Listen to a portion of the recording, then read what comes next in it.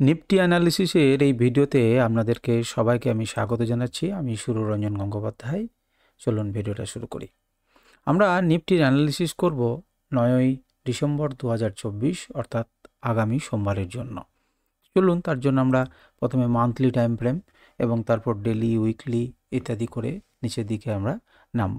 তো প্রথমেই monthly time ফ্রেমে আমরা করার আগে আমরা প্রথমে যেটা দেখব সেটা হচ্ছে আমাদের যে প্রেডিকশন লেভেলগুলো আমরা দিয়েছিলাম সেটা কাজ করেছে কিনা। আমাদের চোখের সামনে চার্টটি লাগানো রয়েছে 15 মিনিট টাইম ফ্রেমে নিফটির প্রেডিকশন লেভেল। এই প্রেডিকশন লেভেলে আমি দিয়েছিলাম যেটি একটি রেঞ্জের মধ্যেই কিন্তু সে আবদ্ধ ছিল, নিফটি তার বাইরে কিন্তু সে যায়নি, আপনারা দেখতে পাচ্ছেন। তো চলুন, ঠিক আছে, প্রেডিকশন লেভেলগুলো আমরা দেখলাম। এরপরে চলুন আমরা প্রথমে মান্থলি টাইম ফ্রেমে দেখে নিই। মান্থলি টাইম ফ্রেমে দেখুন, এখনও মাসের মাঝও হয়নি। আমরা আগের মাসে দেখেছি একটা জায়গা থেকে সাপোর্ট নিয়েছি এবং সেই রেজিস্ট্যান্সটাকে, সেই মাসে যে রেজিস্ট্যান্স ছিল তার উপরে ক্লোজিং দিয়ে উপরের দিকে এগোচ্ছে এবং একটা ছোট্ট রেজিস্ট্যান্স ফেস করেছে।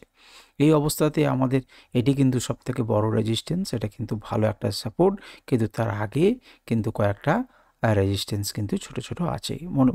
স্বাভাবিকভাবেই এটা মান্থলি ক্যান্ডেল, সুতরাং অত সহজে আমরা কিছু বুঝবো না, কিন্তু মান্থলি ক্যান্ডেলের যে ভিউ তাতে কিন্তু আমরা দেখতে পাচ্ছি যে আপ ট্রেন্ড রয়েছে। চলুন আমরা উইকলি টাইম ফ্রেমে দেখি যে উইকলি টাইম ফ্রেমে কী রয়েছে। আপনারা যারা নিয়মিত ভিডিওটি দেখেন তারা জানেন যে উইকলি টাইম ফ্রেমে কী হয়েছে। একটা ট্রেন্ড লাইন থেকে সে সাপোর্ট নিয়ে উপরের দিকে গেছে এবং একটা রেজিস্ট্যান্স ছিল তার উপরে সে ক্লোজিং দিয়েছিল এবং তারপর ওপেনিং থেকে শুরু করে তার উপরের রেজিস্ট্যান্স এবং একদম যে লাইন আমরা টেনে রেখেছিলাম অনেক আগে, সেই লাইন থেকে এক্স্যাক্টলি সে কী করেছে না রেজিস্ট্যান্স ফেস করেছে।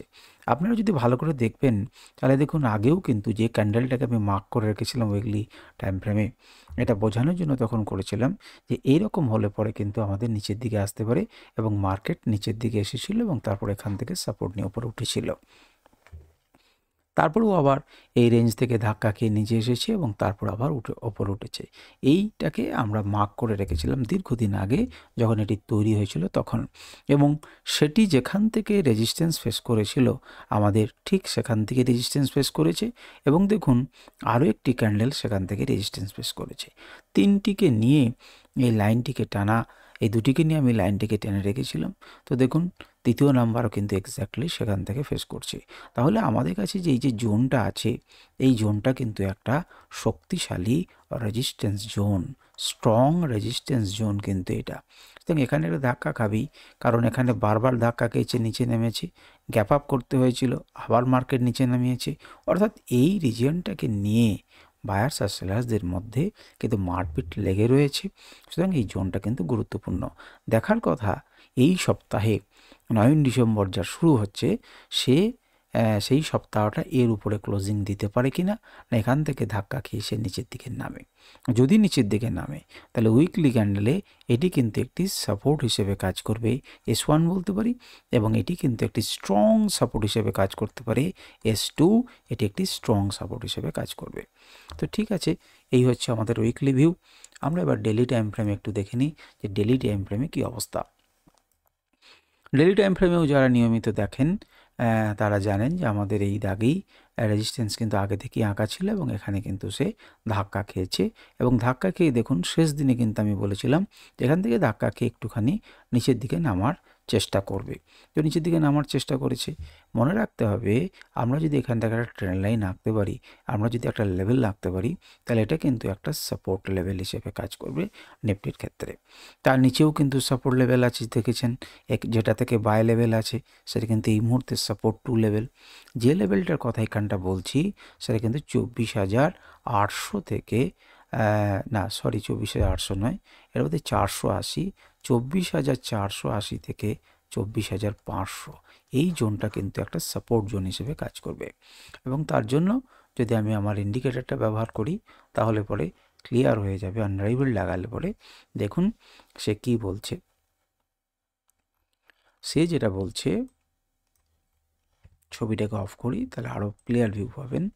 দেখুন সে বাই অ্যাভাব দিয়েছিল 4টি ক্যান্ডেলে ভাঙতে পারেনি, বাই অ্যাভাব দিয়েছে টার্গেট 1, টার্গেট 2 এবং টার্গেট 3, টার্গেট 4 যে রিজিয়ন, সেই রিজিয়ন থেকে ধাক্কা খেয়ে এসে নিচে নামছে। এখন এই লেভেলটাকে তার টাচ করা উচিত, এই লেভেল থেকে তার সাপোর্ট নেওয়া উচিত, অর্থাৎ আনরাইভেলড মাস্ট বাই যে রিজিয়ন বা টার্গেট 2, সেই টার্গেট 2তে আসবে এবং আসার পর সে হবে। এই লেভেলটাকে যদি সে ব্রেকআউট করতে চায়, এটা একটা ব্রেকআউট, একটা যখন প্রাইস এখানে ছিল তখন এটা একটা রেজিস্ট্যান্স হিসেবে কাজ করবে। এটাকে যখন ব্রেকআউট করেছে এবং তারপর এখানে রিটেস্টের মতো হতে পারে, খুব ভালো হবে। এবং রিটেস্ট করার পর যদি উপরের দিকে যায়, যদি এই সাপোর্ট না নেই, নিচের দিকে নামে, তো সেটাকে আলাদাভাবে প্লে করব। কিন্তু আমরা এটা দেখেই বুঝছি যেখানে কিন্তু লেভেলস রয়েছে, এগুলোতে লেভেলস রয়েছে, সুতরাং এখানে এলে পরে সে একটা সাপোর্ট নেবে। অর্থাৎ কালকের দিনে 9 তারিখে যদি নিচের দিকে নামতে নামতে দেখেন যে এখান থেকে বাউন্স ব্যাক করছে, তাহলে কিছু বলার নেই, এখান থেকে কিন্তু সাপোর্ট নিয়ে সে উপর থেকে যেতে পারে। তো এই হচ্ছে ডেলি টাইম ফ্রেমে আমাদের ভিউ। এবারে কোথায় ওপেন হচ্ছে তার উপর নির্ভর করছে। এমন হতে পারে যে ওপেনটা হয়তো এর ওপরেই হলো, যে রেজিস্ট্যান্সটা ছিল সেই রেজিস্ট্যান্সে সবাইকে ব্রেক করে দিল, তারপর ওপেন হলো, তাহলে এখান থেকে সাপোর্ট নিয়ে যাবে। যদি এখানেই কোথায় ওপেন হয়, তাহলে ওপর দিকে ধাক্কা খেয়ে নিচে নামতে পারে, ওপরের দিকে নাও যেতে পারে, তার আগেই ধাক্কা খেয়ে নিচে নেমে যেতে পারে। সুতরাং ওপেন কোথায় হচ্ছে, কিন্তু এই জায়গাটাতে নিফটি একটা সাপোর্ট নেবে। যদি খুব বড় কিছু না হয়, যদি এখানেই ধরুন ওপেন হলো, তাহলে এটা আবার তখন রেজিস্ট্যান্স হিসেবে কাজ করবে। তো আমরা দেখব যে কী হয় কি না হয়। এবারে চলুন 1 ঘন্টার টাইম ফ্রেমে দেখি। 1 ঘন্টার টাইম ফ্রেমেও যারা দেখেছেন, আমি তো সব টাইম ফ্রেমেই অ্যানালিসিস করে থাকি। 1 ঘন্টা টাইম ফ্রেমেও যদি আপনি দেখেন, তাহলে কি দেখবেন যে 1 ঘন্টা টাইম ফ্রেমে কিন্তু আমাদের যে লেভেলগুলো আমরা এঁকেছি, সেই লেভেলগুলোকে মান্যতা দিচ্ছে। এই লেভেলগুলোকে মান্যতা দিচ্ছে, দেখতেই পাচ্ছেন ধাক্কা খেয়েছে এবং একটা বড় উইক তৈরি হয়েছে। দেখুন রিয়েল বডি খুব সামান্য, বড় উইক একটা তৈরি হয়েছে, তার আন্ডারেই কিন্তু সে এখনও পর্যন্ত কাজ করছে, এইটুকুর আন্ডারে। এবং খুব ভালো করে যদি দেখা যায়, তাহলে দেখা যাবে যে এখান থেকে রিটার্ন করছে কেন। কারণ 1 ঘন্টা টাইম ফ্রেমে যদি আনরাইভেল লাগান, তাহলে সেটা 6-7 রিজিয়ন থেকে ব্যাক করছে। যারা নিয়মিত অ্যানালিসিস শোনেন, তারা এতদিনও পর্যন্ত অভ্যাস হয়ে গেছে 6-7 লেভেলকে শোনা। তো দেখুন আমরা যদি অফ করে দিই ছবিটা, তাহলে 1 ঘন্টা টাইম ফ্রেমে বাই দিয়েছিল অনেক নিচে, 1 ঘন্টা টাইম ফ্রেমে বাই দিয়েছিল অনেক নিচে, এবং এখান থেকে বাই দেওয়ার পর একদম পয়েন্ট টু পয়েন্ট দেখুন টার্গেট 1, এবং তারপরে এই লেভেলে খানিকক্ষণ থেমেছে। এই লেভেলকে ব্রেক করার পরে ক্লাউড থেকে সাপোর্ট নিয়েছে, এখান থেকে সাপোর্ট নিয়েছে এবং করে একদম এখানে এসেছে। এখানে এসে কি করেছে দেখুন, এখানে সে যেটা করেছে যে যেটাকে পেরোতে পারছে না 6-7 রিজিয়ন, এই 6-7 রিজিয়ন হচ্ছে প্রবাবল রিভার্সাল রিজিয়ন, এবং এখান থেকে কিন্তু সে ব্যাক করছে। উপরের যে ক্লাউড, সেই উপরের ক্লাউড দেখুন একটু কালো হয়েছে, আপাতত এখানে ধাক্কা খেয়ে নামছে। এই টার্গেট 5 থেকে সাপোর্ট নিয়ে আবার উপরের দিকে যেতে পারে, বা এটাকে সাপোর্ট না নিয়ে নিচের দিকে আসতে পারে। কিন্তু 1 ঘন্টা টাইম ফ্রেমে এখানে যদি কোনো জায়গাতে ওপেন হয়, তাহলে আপনার গ্যারেন্টি থাকবেন যে এটা কিন্তু একটা স্ট্রং সাপোর্ট হিসেবে কাজ করবে। স্ট্রং বলবো না, একটা সাপোর্ট হিসেবে কাজ করবে, কারণ এখানে ক্লাউড এবং লেভেল এই দুটি কিন্তু একসঙ্গে মিশছে। সুতরাং এখানে একটা ধাক্কা ওকে দেবে, একটা কুশন ওকে দেবে, এক্সট্রা কুশন, যেটা সাপোর্ট হিসেবে কাজ করবে বা করতে পারে। যদি খুব বেশি মোমেন্টাম থাকে, তাহলে ব্রেক করে নিচে আসবে, তখন আবার কিন্তু এটা একটা স্ট্রং রেজিস্ট্যান্সে পরিণত হয়ে যাবে। তো 1 ঘন্টা টাইম ফ্রেমেও আমরা দেখলাম। আমরা যদি এখানে সিগন্যাল ইন্ডিকেটরটা লাগাই, তাহলে দেখুন সেল সিগন্যাল দিয়েছি উপরের দিক থেকে।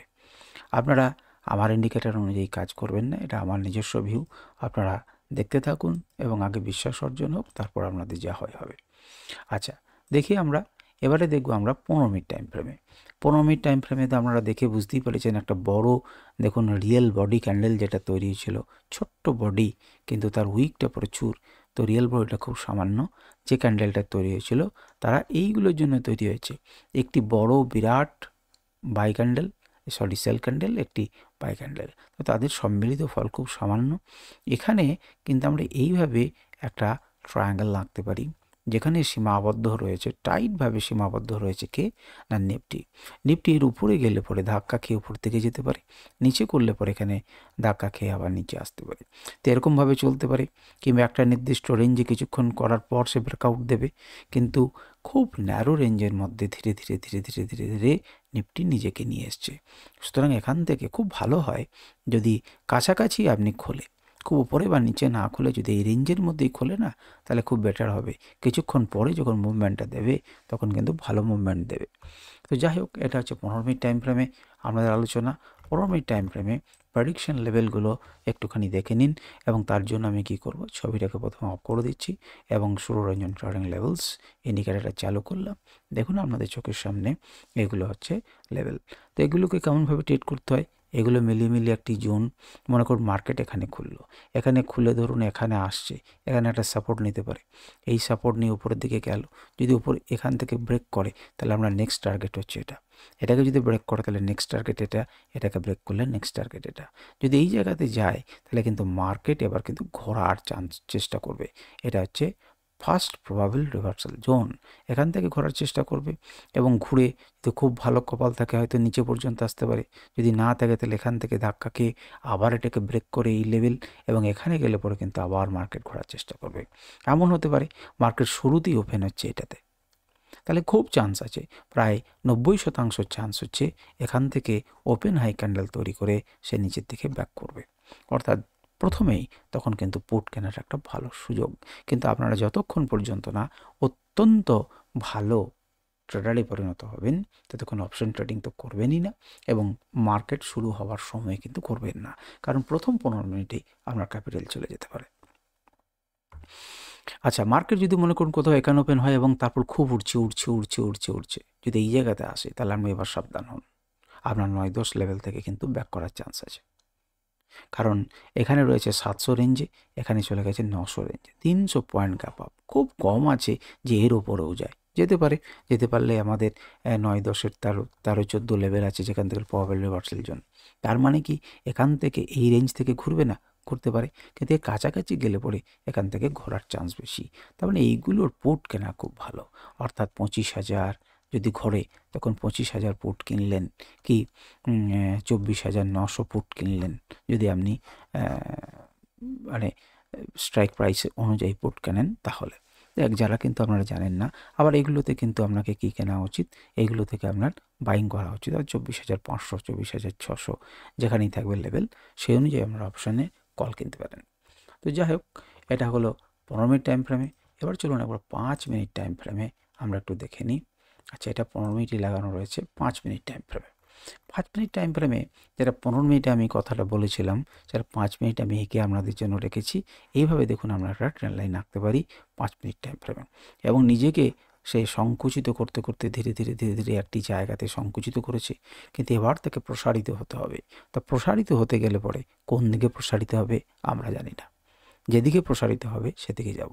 কিন্তু সাবধান, মার্কেটে কিন্তু যারা বড়বাবুরা রয়েছেন তারা কিন্তু সাধারণদের পয়সা নেওয়ার জন্য বসে আছেন, এবং তারা কিন্তু একবার ব্রেকআউট দেওয়ার পর, উপরের দিকে দেওয়ার পর, ফলস ব্রেকআউট দেওয়ার পর আবার কিন্তু নিচের দিকে নেমে আসতে পারে।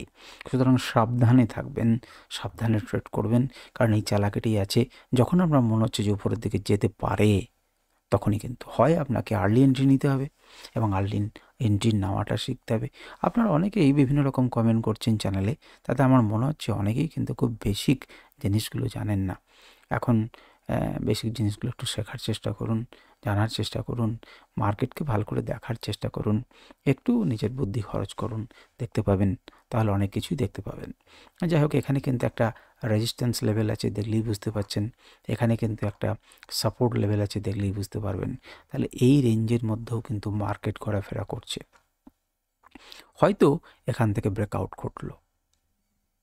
যারা এখনও পর্যন্ত অপেক্ষা করেছেন তারা এই জিনিসটা শিখতে পারছেন, এখান থেকে হয়তো ব্রেকআউট করেছে, কিন্তু মনে রাখবেন এখানে একটা রেজিস্ট্যান্স লেভেল আছে, সেই রেজিস্ট্যান্স লেভেল থেকে ধাক্কা খেয়ে নিচে নেমে গেল। হাই করার কিছু কারণ নেই, মার্কেটের নিয়ম অনুযায়ী চলেছে, ধাক্কা খেয়ে সে নামতে পারে। এমন কথা কোথাও লেখা নেই যেখান থেকে ব্রেকআউট করলেই তাকে এত দূর নিয়ে যেতে হবে, কে বলেছে সে কথা? এখানে ধাক্কা খেতে পারে, তার উপর একটা রেজিস্ট্যান্স আছে, এখানে ধাক্কা খেতে পারে, এখানে ধাক্কা খেতে পারে। সুতরাং সব জায়গাতেই ধাক্কা খেয়ে নামতে পারে। অজস্র লোক ট্রেড করছেন, তাদের প্রত্যেকের সাইকোলজি কী হতে পারে সেটাকে আপনাকে আন্দাজ করার চেষ্টা করতে হবে। আপনার কাছে এই পথটা ক্লিয়ার, আপনি যদি এই পথের প্রতিক্ষণ এত দূর, তাহলে এটাকে ক্রস করতে দিন, আমরা স্টপ লস ট্রেল করুন এবং নিয়ে যান। প্রত্যেকটার একটা সিস্টেমেটিক উপায় আছে, সেই সিস্টেমেটিক উপায়ই আপনাকে শিখতে হবে, এছাড়া দ্বিতীয় বিকল্প কিছু নেই। তো যাই হোক, এই হচ্ছে 5 মিনিট টাইম ফ্রেমে প্রেডিকশন লেভেলগুলো আমি এখনও দিইনি। এটাকে আমরা আঁকতে পারি। তার জন্য ছবিটাকে অফ করছি এবং আমরা প্রেডিকশন লেভেলগুলো দেখার জন্য আমি আপনার সূর্যরঞ্জন ট্রেডিং লেভেলসকে অন করছি এবং দেখুন এইটা হচ্ছে 5 মিনিট টাইম ফ্রেমে প্রেডিকশন লেভেল। তা আপনারা নোট করে রাখুন, চার্টে লাগান এবং কেমনভাবে ট্রেড করতে হয় সেটাকে শেখার চেষ্টা করুন। আজকে এই পর্যন্তই। নমস্কার, ধন্যবাদ। যদি কোনো প্রশ্ন থাকে আপনারা প্রশ্ন করতে পারেন, আমি চেষ্টা করব উত্তর দেবার।